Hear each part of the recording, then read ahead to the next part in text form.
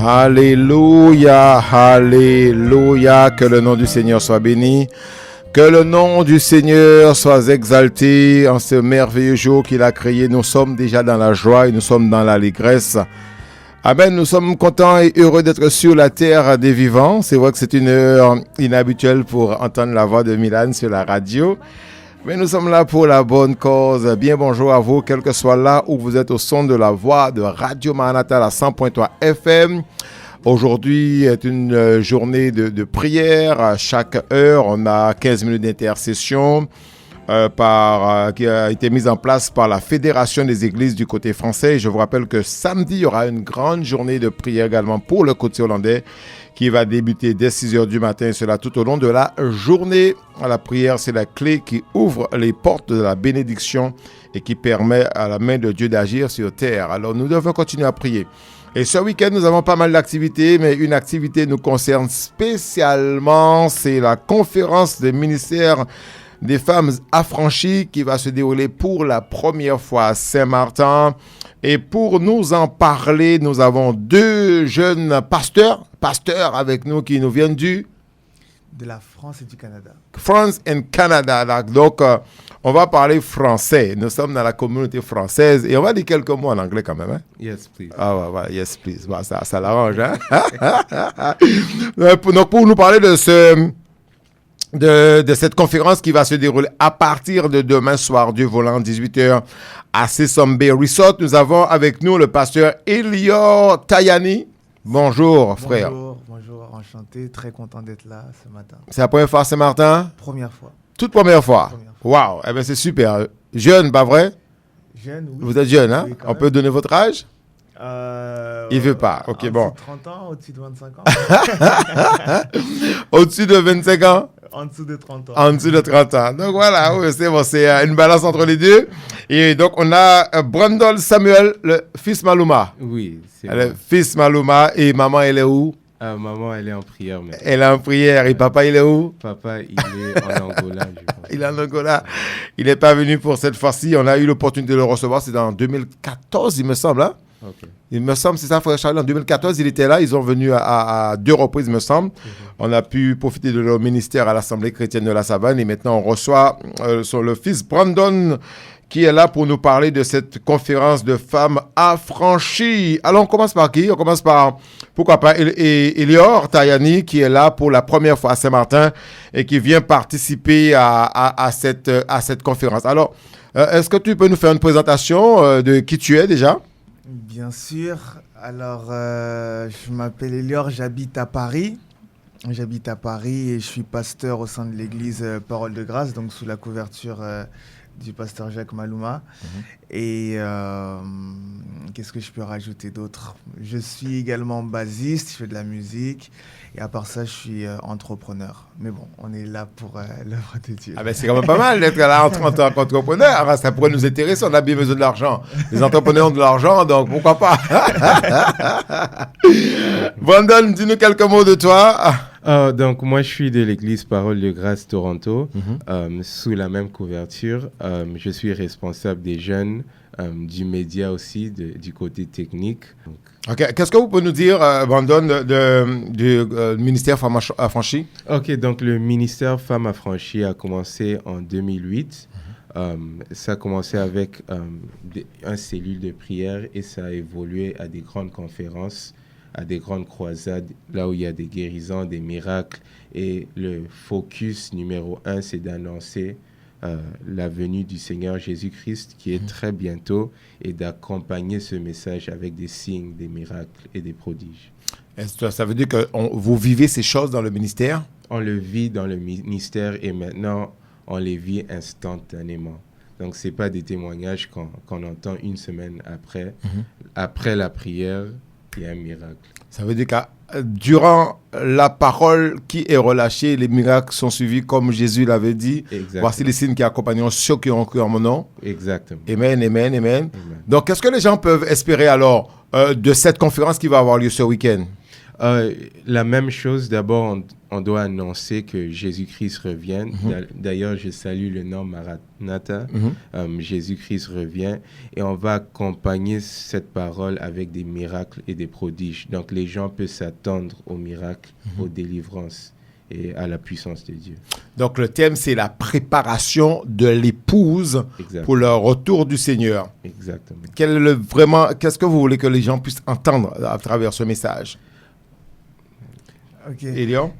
Alors, le thème, c'est la préparation. Donc, le but, c'est qu'au travers de tout ce qui va être dit, les gens puissent déjà, on va dire, retrouver cette conscience du retour imminent. Généralement, c'est quand on perd la conscience qu'il revient bientôt, qu'on oublie ou qu'on met de côté la préparation. Comme la Bible dit, comme il tardait, elle s'assoupire. Et en fait, on vient comme rappeler aux gens que non, il ne tarde pas, il est là, il est en train de revenir. Et cette voix-là, justement, qui annonce que le retour est là, c'est comme la voix du réveil qui dit « Voici l'époux, allez à sa rencontre ». Donc, le but, en fait, de cette conférence, c'est vraiment de réveiller les consciences par rapport à son retour pour, justement, permettre aux gens de se préparer et d'avoir le focus. Il y a tellement de choses actuellement, tellement d'actualités. Et si on ne sait pas lire les temps, on peut rapidement perdre le focus sur l'essentiel. Et le but, c'est de, par nos messages également, donner la sagesse à l'Église, de pouvoir bien interpréter les temps dans lesquels on est et de pouvoir se situer et se positionner.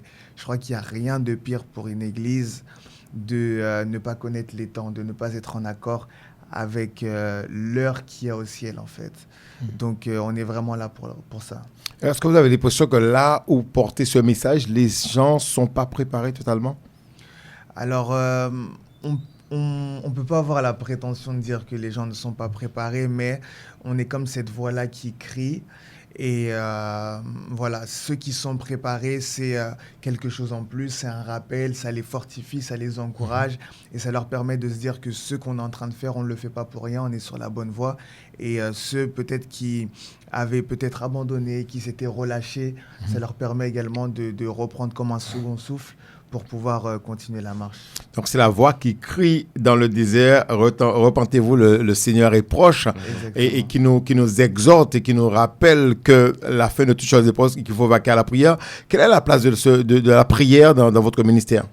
Alors, l'une des caractéristiques, des grandes caractéristiques justement de ce ministère, j'aimerais faire une petite parenthèse, les gens peut-être entendent ministère Femmes Affranchies, mais ça a commencé, c'est vrai, par une cellule avec des femmes, mais aujourd'hui on peut étendre ça, ministère des familles affranchies, parce que nous-mêmes nous sommes là, nous sommes des jeunes hommes, et puis il y a des jeunes, il y a des hommes, des papas, etc. Donc c'est vraiment étendu aux familles, et donc l'une des grandes forces, et ce qui fait justement que le message, on va dire, a son impact et que les signes, les miracles suivent, c'est que c'est porté par la prière. C'est porté par la prière. Actuellement, le ministère sur la page, tous les jours, il y a des cultes. Tous les jours, il y a de la prière. Tous les jours. C'est vraiment, on est vraiment dans cette optique de vaquer à la prière. On croit en la puissance de la prière, en l'efficacité de la prière. Et c'est quelque chose qui fait partie des piliers, en fait, du ministère.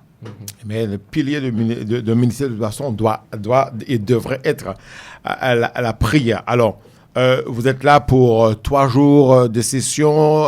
Qu'est-ce qu'on doit espérer? Qu'est-ce que vous espérez? Alors, ce qu'on espère pendant ces 3 jours, c'est vraiment déjà de passer des temps glorieux et magnifiques dans la présence de Dieu. Je pense que c'est toujours quelque chose de bon quand on se rassemble entre frères et sœurs et qu'on passe des moments dans la présence de Dieu. Ce qu'on attend déjà, c'est que Dieu lui-même soit présent, que sa présence soit réelle et palpable, et surtout que ce soit un temps de rafraîchissement. Ce soit un temps de rafraîchissement, ce soit un temps de renouvellement, ce soit un temps vraiment d'impact. Et c'est vraiment ce à quoi on s'attend, que ce soit par la parole, par les temps d'adoration, par tout ce qui va se faire. On croit vraiment que par ce moment-là, on peut être renouvelé, on peut être rafraîchi, on peut être restauré, on peut être encouragé, on peut avoir cette impulsion encore pour aller de l'avant. C'est vraiment ça. Donc, on rappelle que c'est 3 jours, mais 4 sessions. Alors, pour nos amis anglophones, on va permettre à Brandon de s'exprimer, d'inviter en tout cas, de parler du ministère Femmes Affranchies en anglais pour permettre à ceux qui nous écoutent d'être présents également. Okay, yes. So to all the English speakers, the Redeem Women's Ministry started in 2008. It used to be a group of women praying, and it evolved into great women's conferences, crusades, and it evolved beyond the boundaries of gender. And it became a ministry for families, which prepared the nations for the return of Jesus Christ to meet our Lord and Savior.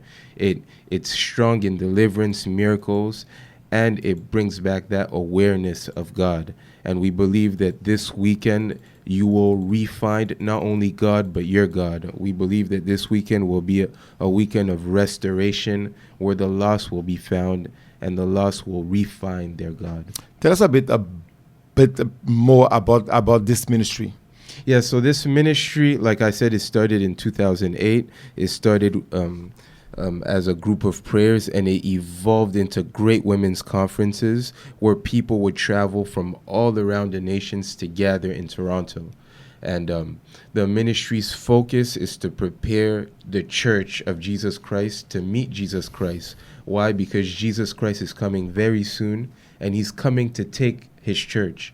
And we believe our mission is to prepare everyone for the encounter with their bridegroom, and we do it with signs, wonders, miracles, and with the restoration of our faith. Could you give us a bit of testimony about what you saw in that ministry when talking about the miracles and signs? So I'll speak recently. Yeah. Recently, we had a service in France, and we had someone who came to church for the very first time who had back and leg problems and couldn't reach their feet. And instantly during the service, right after the prayer, it didn't even take 5 minutes, the person's back was restored. In November, we had a conference in November, and we had someone whose left ear wasn't working anymore. And when they were prayed for, the man of God, the Reverend Dr. Jacques Maluma, prayed for them with Pastor Beatrice, and then instantly the person's ear opened up till this day. And this is someone I know personally. And I could go on and on about miracles and things that happen. And what's amazing is these aren't things that just happen, but it's going to happen this weekend. So we would like all of you to come out to the conference to witness God's hand. So you hear that about those ministries, about signs and wonders, you get a few testimonies. So we really want to invite you to be there. It's starting tomorrow at 6 p.m. at Simpson Bay Resort. You still have some space, so normally you have to call to make your reservation. So if you want to call me at the station, I will be there the entire day up to 6 o'clock. So you can call at the one of the number 871-928 0590-871-928. You can call at any time, and I can take your name, put on your name, so you can be part of what God will do this weekend in St. Martin. We will a weekend of transformation. We expect to see great things, but we also expect to hear what God is telling us now, because it's time for us to be prepared for the return of Christ. Yes. We know he's a soon coming king, and we don't want to miss that rendezvous. Yes. Right? Yes. We don't want to miss it. We should be ready from now. We know things is looking tough all around us, and we need to be in position. If we never know, the Bible says we don't know when is the time, but we have to be prepared. Alors, en tout cas, vous avez noté que le ministère des Femmes Affranchies est là pour un week-end de séminaire qui va se dérouler à Simpson Bay Beach Resort à partir de demain soir, 18h, samedi matin, 9h. Samedi soir, c'est 17h, 18h, 17h 17h samedi soir, et le dernier culte qui aura lieu dimanche matin à partir de 9h. Nous vous convions tous à venir. C'est le corps du Christ. Peut-être que vous avez votre assemblée. Et voilà, vous pouvez pourquoi pas également dimanche matin, nous savons que c'est la fête des mères, mais pourquoi pas également vous joindre aux groupes qui sont venus de la Guadeloupe, qui sont venus de la France, du Canada. Et on a également Saint-Barth avec nous et quelques délégations qui sont venues un peu du quatre coins du monde qui seront là. Donc nous vous convions vraiment à soutenir ce projet. Il y a des t-shirts qui sont en vente pour l'occasion, pour aider le ministère. Les t-shirts sont à 20 €, $20. On nous vous convient à soutenir ce ministère, hein, parce que c'est vrai que pour organiser une telle conférence sur Saint-Martin, il faut dépenser quelques dollars, quelques euros. Donc, ça va leur permettre de les soutenir. Donc, venez également avec une bonne offrande. On ne vous met pas le couteau sur la gorge, mais venez avec une offrande pour bénir le ministère des Femmes Affranchies qui est dirigée en Guadeloupe par la servante Christelle Horizono, qui n'est pas dans le studio, mais vous avez eu l'opportunité d'entendre son interview au moins deux fois sur la radio. Donc, le rendez-vous, c'est demain. Alors, Elior Tayani, un jeune qui est dans le ministère, qu'est-ce qu'on pense de vous? Parce que de toute façon, la Bible dit que dans les temps, il va répandre son esprit. Est-ce que les gens sont surpris de vous voir prêcher la parole? Alors bon, au début... Excuse-moi, à quel âge tu as commencé à prêcher? À quel âge j'ai commencé à prêcher? Je pense que j'avais 22 ans. 22 ans. 22 ans. À quel âge tu as soumis ta vie au Christ? À quel âge? Bon, j'ai grandi dans une famille chrétienne, mais moi, ma décision personnelle, c'était j'avais 20 ans. J'avais 20 ans et ensuite, à partir de 22 ans, bon, c'était dans des petites cellules, des maisons, etc. Et ensuite, à partir de 23 ans, je crois que j'ai eu à prendre la responsabilité de la jeunesse, de l'église. Et après, comme il y avait des événements, j'ai commencé à prêcher, à servir, etc. Amen. C'est ça.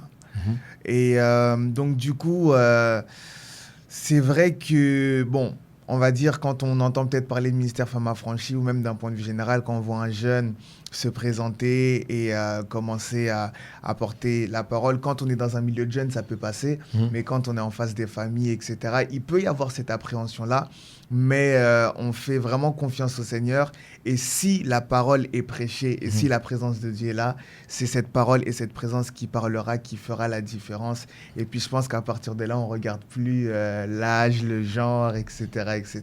Donc toi, tu seras au micro quel jour? Exactement. Le vendredi pour l'ouverture. Donc, je vous donne tous rendez-vous. Soyez là. Je crois vraiment que le Seigneur va nous faire du bien. Il y aura un temps de parole et puis il y aura un temps de prière, vraiment un temps de prière. On va prier pour les malades, on va prier vraiment pour une puissante effusion du Saint-Esprit et on croit que le Seigneur nous fera du bien. Amen. Brandon, tu as été élevé dans une famille chrétienne, tu es bercé je pense, depuis ton tendre enfance. As-tu accepté le Seigneur tôt?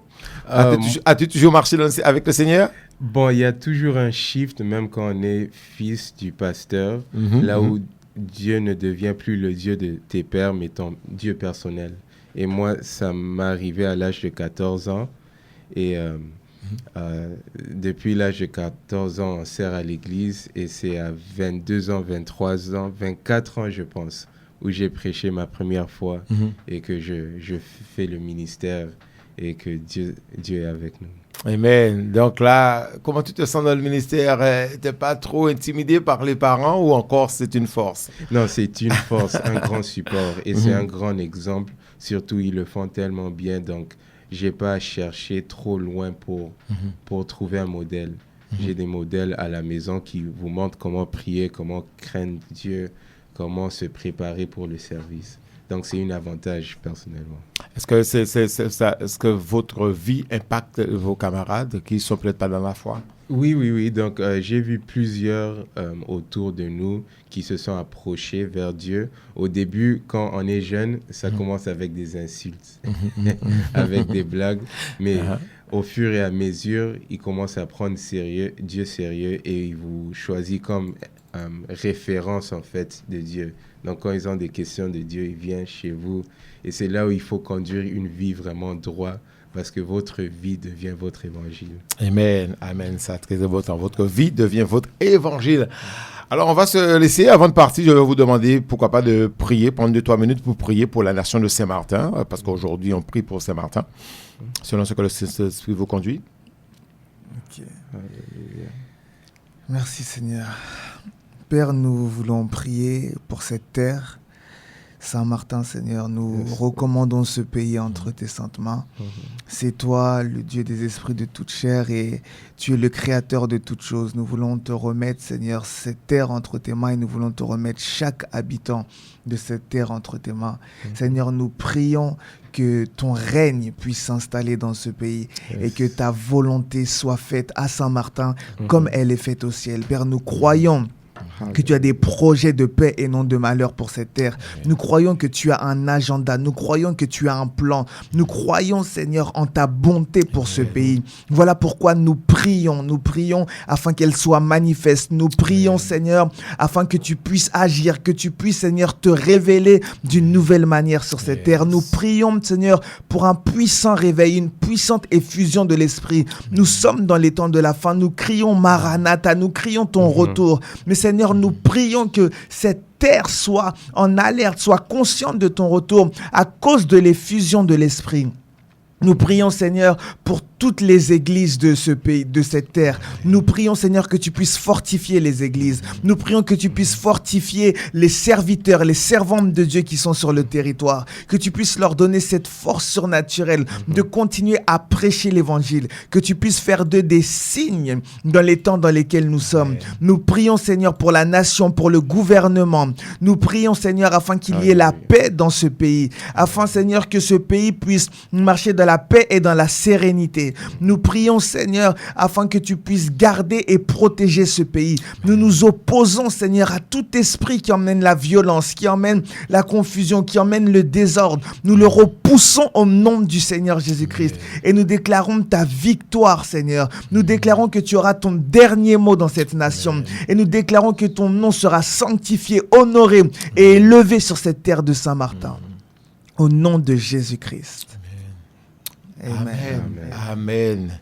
Eh bien, nous bénissons le Seigneur. Nous vous rappelons que le rendez-vous, c'est à partir de demain à Stinson Beach Resort.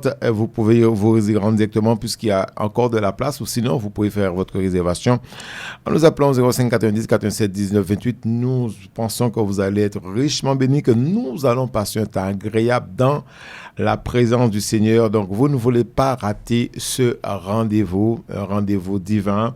Un rendez-vous où le Seigneur se manifestera par des signes, des prodiges et des miracles. On va en témoigner sur Radio Maranatha. À coup sûr, nous vous invitons à venir. Et nous saluons également les serviteurs, pasteur Charlie Roseneux et son épouse qui est à l'origine de cette organisation. Et sans oublier maman Béatrice. La sœur Béatrice. Béatrice qui n'est pas avec nous ce matin, mais qui sera là et qui est déjà là pour cette grande conférence. Messieurs, le mot de la fin? Le mot de la fin, on se donne rendez-vous demain. Ouais, voilà. On se donne rendez-vous demain pour toutes les personnes qui nous écoutent, peu importe où vous êtes. On se donne rendez-vous demain. Je pense que il y a des moments, il y a des occasions, des temps, on va dire, kairos que Dieu choisit. Et je pense que cette conférence, c'est un rendez-vous divin. Alors, ça vaut le détour. Ça vaut le détour. Bon, le mot de la fin, c'est qu'on a plus à dire, donc venez à la conférence pour qu'on continue à échanger et qu'on continue à parler du retour de Jésus-Christ. On commence demain et on finit dimanche matin, donc à très très bientôt. Bonne journée bénie.